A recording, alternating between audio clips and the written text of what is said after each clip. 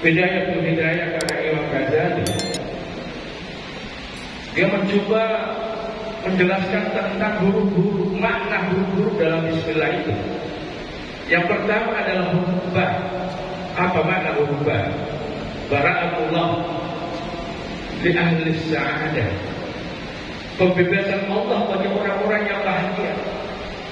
Jadi orang yang membaca bismillah, bismillahirrahmanirrahim, dalam penjelasan Imam Ghazali dalam kitabnya adalah orang yang senantiasa membaca bismillah itu adalah terbebas dari saat-saat cemas, takut, galau.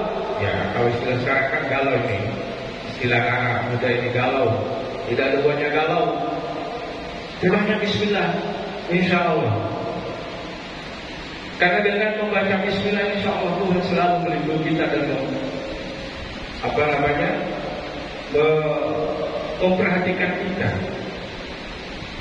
Yang kedua, huruf sin, bis, sitrullah. Maknanya adalah hijab penutup Allah. Maksudnya adalah Allah tutup seluruh keburukan dan aib-aib hambanya dan ditampakkan ke hadapan manusia lainnya. Berarti orang yang senantiasa membaca bismillah, aib-aibnya dicoba ditutup oleh Allah Subhanahu wa Ta'ala. Tidak banyak mengurus aib orang. Bahkan aib kita bisa jadi orang mau cerita, tetapi kemudian karena kita sering membaca bismillah, Allah menghalangi dia, jangan ceritakan keburukan orang itu, karena dia adalah orang yang senantiasa membaca bismillah. Ya, apalagi misalnya ibu-ibu di sini kan, mulai dari bangun tidur, sholat subuh, kemudian mempersiapkan kebutuhan keluarga di rumah, memasak, semuanya diajarkan bismillah. Maka kemudian insya Allah menuntut kita sehingga tidak ada orang yang mencoba ingin menceritakan aib-aib kita. Karena kan sekarang ini apalagi di media sosial kan ya, aduh, orang kadang-kadang tidak mengerti sembarang ngomongnya di media sosial, akhirnya saling kata-katai, saling memfitnah dan sebagainya. Nah inilah yang kita harus jaga. Yang ketiga adalah huruf mim, mahabbatullah. Kalau ibu mau dicintai oleh Allah Subhanahu wa Ta'ala, maka berbanyak baca bismillah. Segala sesuatu yang kita melakukan bismillah, bismillahirrahmanirrahim. Yang keempat adalah alif, dimaknai adalah ulfatullah, kasih sayang Allah. Berarti orang yang membaca bismillah adalah orang termasuk dikasihani oleh Allah, orang yang termasuk kesayangan Allah. Karena di dalam surah Ar-Rahman, dalam bismillah itu kan ada Ar-Rahman. Apa maksudnya itu? Maknanya adalah Allah Maha Pengasih lagi Maha Penyayang. Jadi kalau kita mau disayangi oleh Allah, baca bismillahirrahmanirrahim. Kemudian kelima, huruf lam, lutfa atau latif, yaitu menghadirkan kelembutan dalam jiwa kita. Berarti orang yang senantiasa membaca basmalah, hatinya lembut, ucapannya lembut. Makanya kalau misalnya ada orang yang sholatnya rajin tapi kasar ngomongannya, berarti bismillahnya belum meresap dalam jiwa. Tapi orang yang senantiasa membaca bismillah dan meresapi makna bismillah, insya Allah hatinya lembut. Dan kalau hatinya lembut, pasti ucapannya lembut. Karena ini kan banyak juga di antara kita ya, Allah pedasnya. Seakan-akan kita mau tutup telinga mendengarkan. Sekali ngomong, bahkan kalau ngomong pun, aduh, tidak ada yang mendengarkan, terlalu kasar. Kasar kepada anak, apalagi. Kemudian, keenam huruf H bermakna hidayah. Orang yang membaca basmalah senantiasa diberikan hidayah oleh Allah Subhanahu wa Ta'ala. Dijaga untuk tidak melakukan keburukan-keburukan, ada hidayah Allah Subhanahu wa Ta'ala. Ketujuh adalah huruf Ra, Ridwanullah. Orang yang senantiasa membaca bismillah adalah Allah senantiasa ridha kepadanya. Bukankah kita ingin ridha Allah Subhanahu wa Ta'ala? Jangankan di antara kita, saudara-saudara kita, saudara-saudara kita ridah kepada kita, bagaimana perasaan kita, bagaimana kalau Allah meridai kita. Kemudian selanjutnya kedelapan adalah huruf H, yaitu lafaz rahmat, rahmat, yaitu mengisyaratkan ilmu, artinya sabar. Orang yang senantiasa membaca basmalah karena selalu Bismillahirrahmanirrahim. Artinya apa? Ketika ada sesuatu yang dihadapi, apakah itu musibah, itu berat atau kecil, senantiasa menggantungkan dirinya kepada Allah Subhanahu wa Ta'ala, bahwa apapun yang kita hadapi adalah semuanya datangnya dari Allah Subhanahu wa Ta'ala. Dan dibalik daripada musibah itu, cobaan itu, ada hikmah dibalik daripada itu. Karena manusia la yukallifullahu nafsan illa wus'aha. Kita yakin bahwa segala sesuatu yang dilimpahkan Allah kepada kita tidak akan mungkin Allah melimpahkan kalau kita tidak mampu memikul daripada musibah itu. Pasti sesuai dengan kemampuan kita ketika ada musibah. Makanya ketika ada musibah, kita pasti sedih. Itu adalah manusia. Tapi kemudian ketika kita sudah terbiasa dengan baca Bismillah, pasti suatu saat tiba-tiba muncul, ini adalah musibah dari Allah. Maka kemudian saya harus menyikapi dengan sabar. Dalam rangka sabar, bagaimana kita tidak berlarut dalam kesedihan itu, dan kemudian kita bangkit untuk melakukan sebuah aktivitas sehingga kita bisa kembali bergairah untuk melaksanakan amalia baik, amalia dunia maupun amalia akhirat.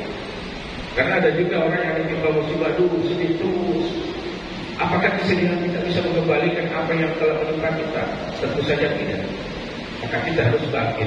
Dan orang yang senantiasa baca basmalah, insya Allah, setelah kena musibah sedih tiba-tiba bangkit untuk bisa melakukan, bagaimana mengembalikan stamina untuk bisa melakukan kegiatan-kegiatan dunia untuk kegiatan akhirat, yaitu amal ibadah yang diperintahkan oleh Allah Subhanahu wa Ta'ala. Kesembilan adalah huruf mim, maknanya minnatullah, artinya adalah kebaikan Allah. Jadi orang yang senantiasa membaca Bismillah, senantiasa Allah memberikan kebaikan kepada kita. Apakah kebaikan itu dalam bentuk rezeki? Dan kebaikan itu bukan hanya dalam bentuk harta saja. Kebaikan itu adalah ketenangan jiwa, termasuk. Dan inilah yang paling penting. Buat apa banyak mobil, buat apa banyak uang, tapi hati kita tidak tenang, maka tidak bisa tidur. Itu adalah kebaikan. Makanya yang ketika kita mendapatkan sebuah kebaikan, maka kita ucapkan Alhamdulillah, bahwa yang pantas dipuji adalah Allah. Kita manusia tidak pantas dipuji. Makanya kalau ibu dipuji oleh saudara-saudaranya, teman-temannya, tetangga, ya namanya manusia pastilah ada juga perasaan kira. Iya, apalagi kalau perempuan dipuji oleh suaminya. Tapi kita ucapkan Alhamdulillah, saya kembalikan pujian itu kepada Allah Subhanahu wa Ta'ala. Maka kemudian tidak ada rasa kesombongan. Karena kalau tidak ucapkan itu akan terus muncul rasa kesombongan. Akhirnya apa? Tidak ada artinya pujian itu. Hadirin jamaah rahimahullah. Kemudian terakhir adalah maknun, nur, cahaya. Ini kata Rahman nur, pada kata nun Rahman artinya adalah nur, cahaya. Orang yang membaca Bismillah itu pasti dia aura cahaya di mukanya. Karena pasti orang yang baca basmalah itu pasti rajin. Ya, yang kecil-kecil saja yang dilakukan, apalagi yang besar-besar. Nah, orang yang senantiasa berwudu pasti kelihatan muka. Apalagi di akhirat nanti. Di akhirat nanti, orang yang senantiasa menjaga wudunya akan kelihatan seperti lampu-lampu dari jauh bahwa itu dalam umat Rasulullah. Kenapa? Wajahnya sudah berkilau seperti lampu karena selalu menjaga wudu. Apalagi kalau wudu kita bukan hanya untuk sholat, ya, termasuk kalau kita mau tidur. Bahkan ada hadis Rasulullah SAW, siapa yang berwudu sebelum dia tidur, kalau seandainya meninggal pada saat dia tidur, maka dianggap sebagai syahid. Subhanallah. Nah inilah mungkin kadang-kadang kita juga susah ya, bukan susah sebenarnya, karena faktor ketidakbiasaan kita.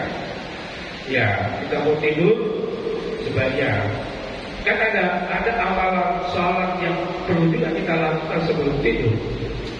Apa bu? Salat zikir kan bisa. Sebelum kita tidur kan salat apa? Habis wudu. Ya, salat witir itu kan bisa 1 rakaat atau 3 ya? 3. Atau kalau mau sebelum witir kan boleh kita salat tahajud.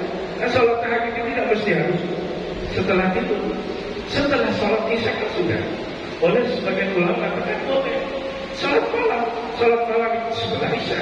Cuma yang paling afdalnya adalah sepertiga menjelang subuh itu atau tengah malam setelah kita tidur. Tapi ada juga ulama mengatakan boleh saja. Kalau seandainya kita tidak ini ya, ini jam 9 kan kita rata-rata tidurnya antara jam 9 jam 10 ya. Ada ulama mengatakan boleh saja. Ya, tapi paling tidak salat witir. Ya, salat witir 3 kali, 3 rakaat, atau bisa 1 rakaat. Ya kan, salat witir itu kan gini, itu 3 gini. Ya paling umumnya adalah 3 rakaat. Ya, 3 rakaat ya banyak kan. Biasa kalau salat tarawih kan witirnya ada 2 tahiyat, ada juga 1 aja. Ya, terserah, kan itu dua-duanya boleh. Nah, ini dulu.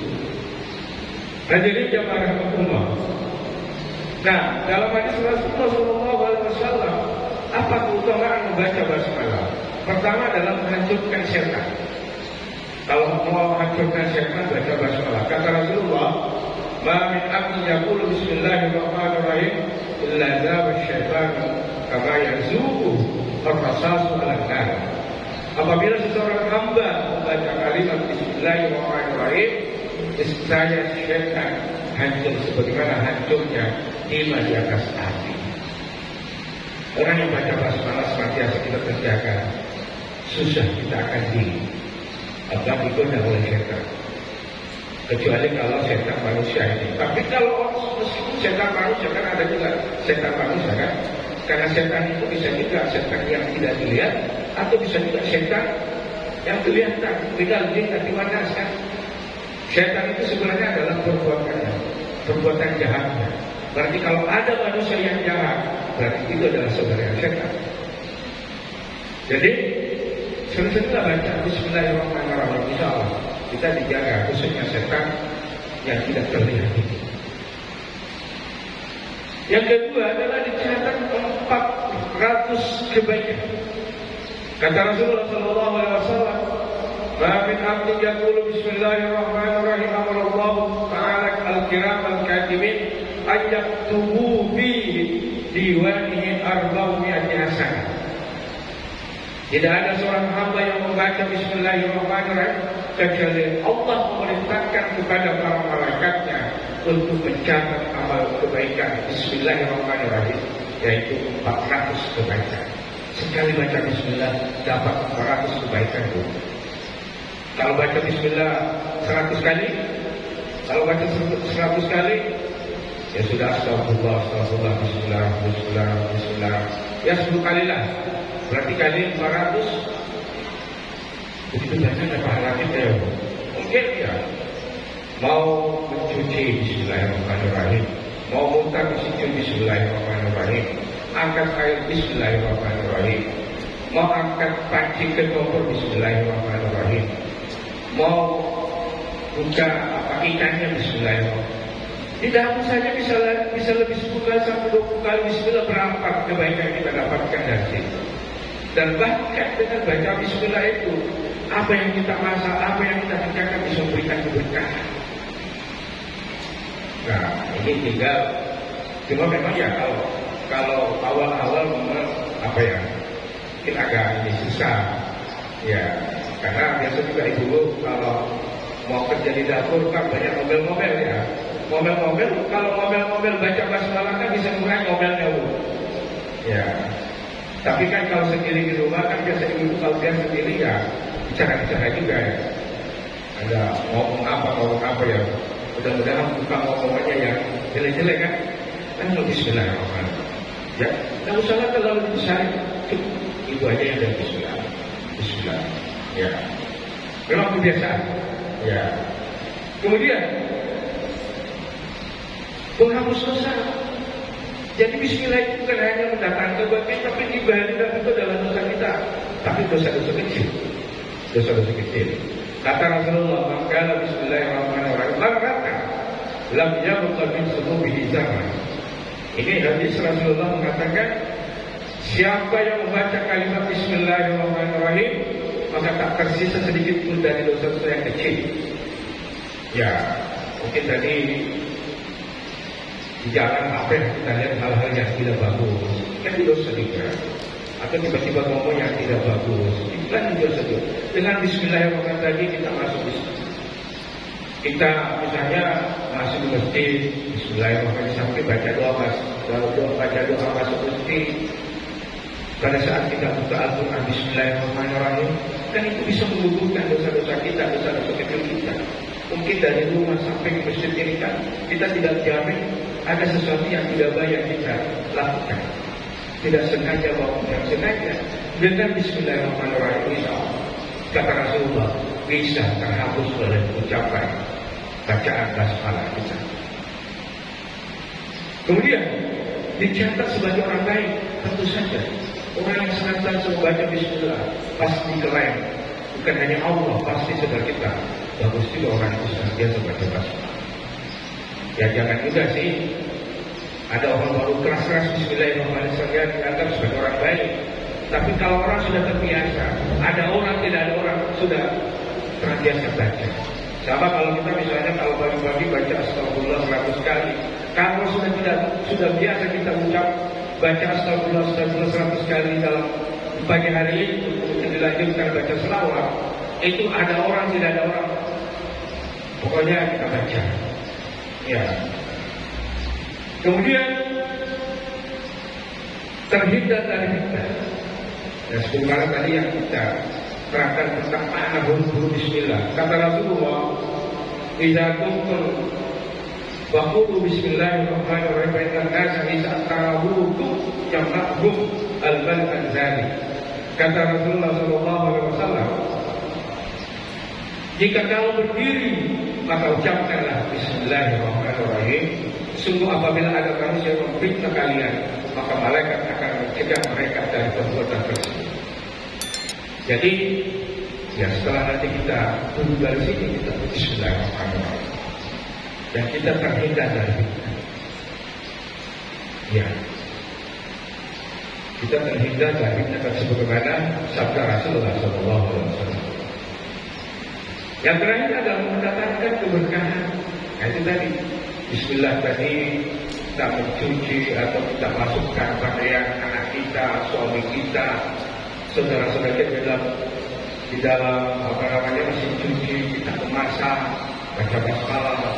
Apalagi ada yang pernah saya baca, kalau ibu sementara mencuci beras itu dibaca dengan Allahumma sholli ala sayyidina Muhammad, insyaallah yang akan memakan hatinya akan itu.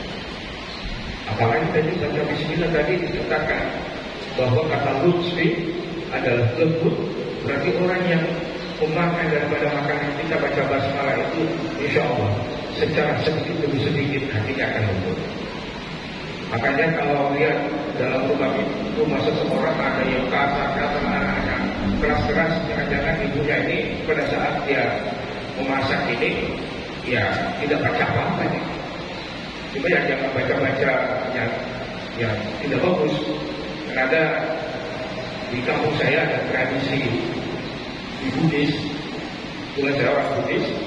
Itu kalau ada pengantinan itu sebelum acara pengantinan kami dulu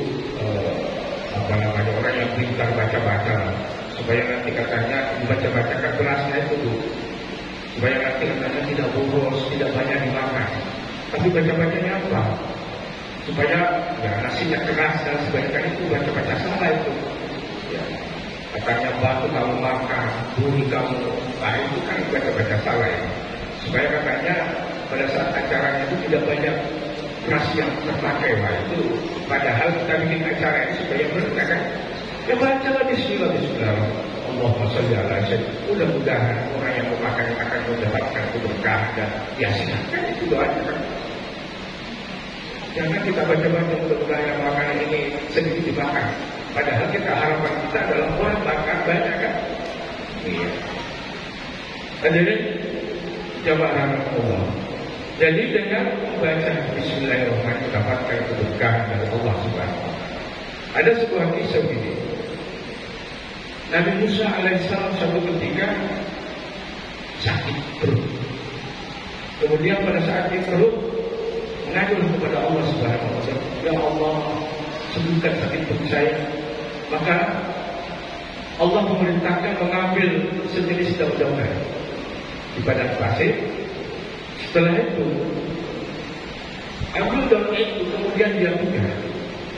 Setelah dia punya, dia kelak tiba-tiba sembuh dengan membaca menyebut nama Allah Bismillahirrahmanirrahim. Nah, setelah itu tidak lama kemudian sakit lagi perutnya, dan ambil lagi daun-daunan itu. Ternyata bukannya sembuh penyakit perutnya, malah tambah sakit. Kemudian Nabi Musa alaihissalam mengadukan persoalannya ke hadapan Allah Subhanahu wa Ta'ala. Kata Allah, tadi yang pertama kamu baca bismillah, yang kedua tidak, akhirnya tidak sembuh. Nah, saya ingat sekali waktu saya kecil, penyakit yang sering menimpa saya adalah sakit perut. Ternyata kalau sudah diketik-ketik begini atau ditusuk-tusuk pusat saya, alhamdulillah langsung sembuh. Pasti bismillah yang dibacakan orang tua saya. Salah satunya bismillah. Ya. Cuma kita sekarang ini, anak-anak sekarang kan kurang percaya, kurang keyakinan. Orang tua kita itu kan orang-orang biasa, kalau ada nenek-nenek, bisa nggak dikasihkan diobat sedikit saya punya ini. Biasanya bismillah dengan bahasa daerah masing-masing. Cuma bismillah saja dibaca, alhamdulillah sembuh. Iya kan? Biasanya kan ada itu. Kita merasa yakin bahwa nenek ini bisa menyembuhkan penyakit saya, maka saya minta. Ada juga, tidak bisa, tidak ada bacaan-bacaan saya. Yang penting bacakanlah. Biasanya ada. Karena keyakinan kita bahwa orang itu bisa memberikan sebuah penyembuhan kepada saya melalui dengan ucapan zikir kepada Allah dengan mengucapkan Bismillahirrahmanirrahim. Alhamdulillah. Seperti inilah dialami oleh Nabi Musa.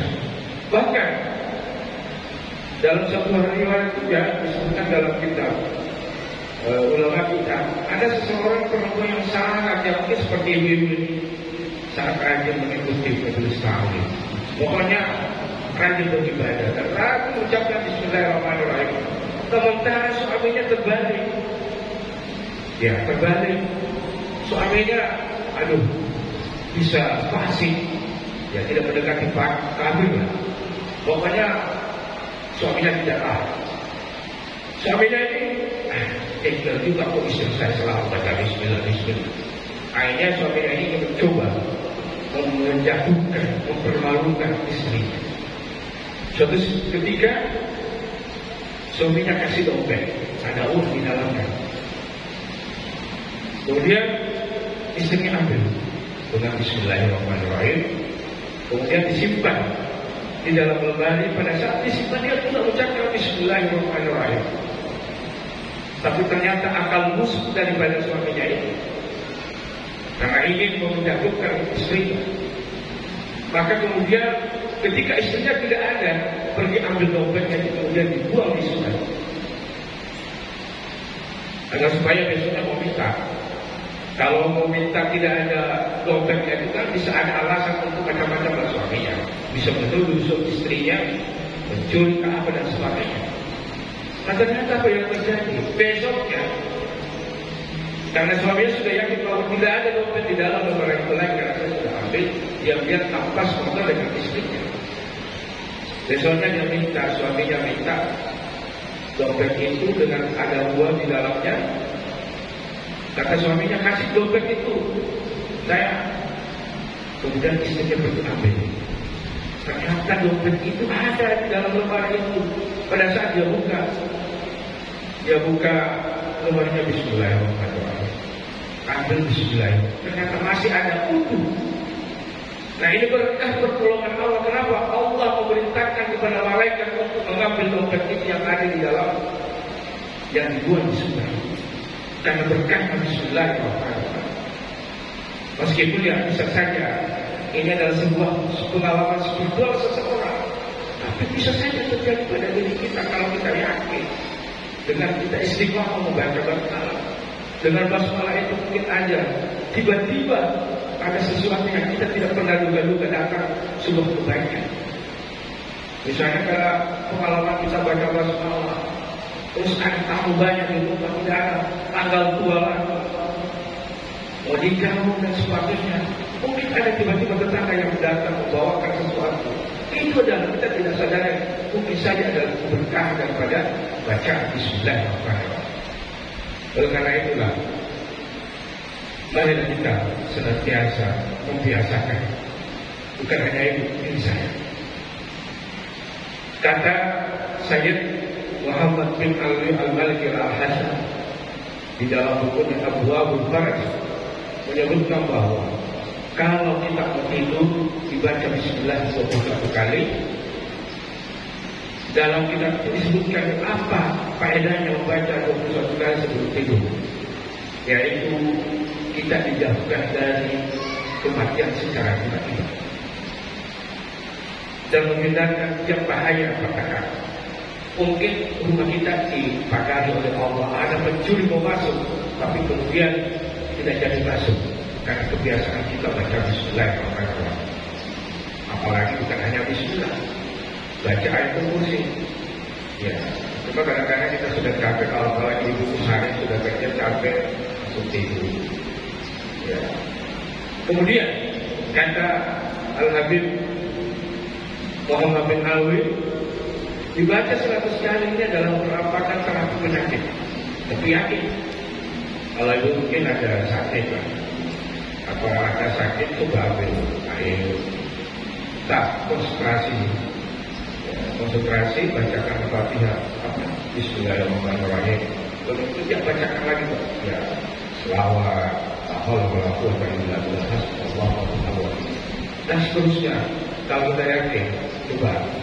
Karena memang air itu kan sudah diteliti oleh dokter Jepang bahwa ketika air itu dibaca-bacakan itu ada efek positif terhadap air. Ya makanya kalau kita di sini kan tradisinya kalau hari Jumat banyak datang bawa air untuk mimbar. Karena ternyata air itu bisa memberikan efek positif. Kemudian kata beliau dibaca 113 kali setiap hari Jumat pada saat khatib. Dan itu mungkin baik ini. Apa manfaatnya? Hajat ibu bisa dikabulkan oleh Allah. Kalau ibu saya mau umrah, coba biasakan pada saat khatib bacakan khutbah di masjid, kemudian kita baca. Atau kan mungkin kalau ibu jauh dari masjid kan tidak dengar misalnya. Kita yakin saja bahwa pada saat sekarang ini sudah khutbah khatib di mimbar, kita baca 113 itu kan berapa menit? Sebentar aja ya, sebentar aja ya. Bahkan disebutkan lain di 313. Kemudian dibacakan selama 100 kali, insya Allah Allah memberikan rezeki yang tidak diduga. Ini kan 313 baca selawat. Nah sebentar juga ya, paling 5 menit ya. Nah, oleh karena itulah, marilah ibu kita baca bismillahirrahmanirrahim sebelum tidur. Bahkan ada kemarin saya juga dapat dari guru saya di YouTube-nya, Profesor Dr. Syed Adil Al-Munawar. Sempat saya dulu diajar ketika saya belajar di Jakarta. Katanya kalau kita mau bangun subuh, tidak usah pakai alarm. Apa bacanya? Jam berapa mau ibu bangun? Jam 2, jam 3. Nah itu katanya beliau itu sudah dibiasakan siapa pun yang dengan hidupnya itu dibiasakan kepada siapa saja. yaitu la ilaha illallah 7 kali, kemudian ditutup dengan Muhammad Rasulullah dengan syarat 1 kali nafas. La ilaha illallah, ilaha illallah, ilaha illallah, ilaha illallah, ilaha illallah, ilaha illallah, ilaha illallah, Muhammad Rasulullah 8 kali Muhammad Rasulullah. Jadi 7 kali la ilaha illallah, kemudian ke-8-nya adalah Muhammad Rasulullah, kemudian yang berapa Muhammad. Saya sudah praktekkan. Cuma ya kadang-kadang kalau subuh kan ya enak-enak tidur, bangun tapi ya kalau sudah bangun ini, apalagi masih bangunnya buka mata nih masih baik, tidur lagi. Padahal mestinya kalau sudah bangun sudah buka mata langsung lagi. Ya, cuma kalau masih baring, ya di situ lagi ada setan. Sebentar. Nah ini mudah-mudahan apa yang saya sampaikan, insya Allah baik kita berdoa senantiasa Allah memberikan kesehatan kepada kita, hidayah, istiqamah, sehingga kita senantiasa melaksanakan amalan dan insya Allah kita selamat dan akhir. Bismillahirrahmanirrahim.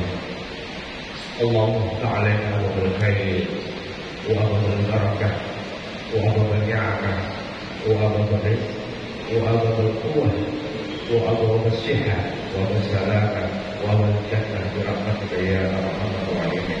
Rabbana hab lana min azwajina wa dhurriyyatina qurrata a'yun waj'alna lil muttaqina imama. Rabbana atina fid dunya hasanah wa fil akhirati